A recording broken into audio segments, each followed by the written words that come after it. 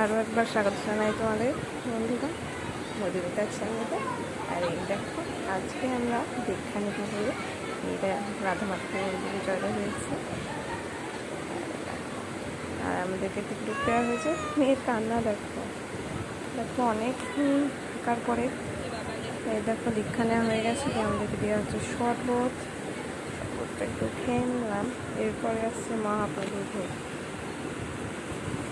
এই দেখো প্রসাদ দিয়ে দিয়েছে, এবার আমরা প্রসাদটা খেয়ে নেব। আর দেখো এবার প্রসাদ টসাদ খাওয়া গেছে, এবার বাড়ি যাওয়ার পালা। আবার সন্ধ্যাবেলায় খিচুড়ি খেতে। তো এই দেখো ততক্ষণ আমরা গাড়িটা নিয়ে আসছি আমাদের দাদা ভাই। আর এই দেখো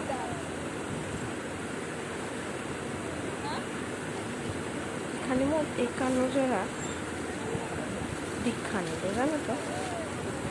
আর এই দেখো বসে বললাম আমরা বুঝবো মিটিলেই বসতে চাই, আমার কোনো বসতে চায় না। তো চলো বন্ধুরা বাড়ির দিকে হয়ে যায়।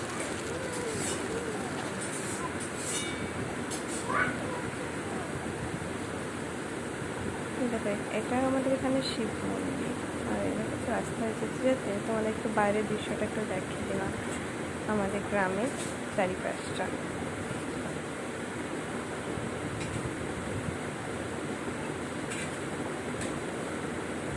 দেখো চারিদিকে ধান লাগানো। আজকে দিনটা বেশ মেঘলা, অন্যদিনের গরমটা নেই। এই দেখো এর মধ্যেই আমরা চলে এসেছি আমাদের বাড়ির এখানে।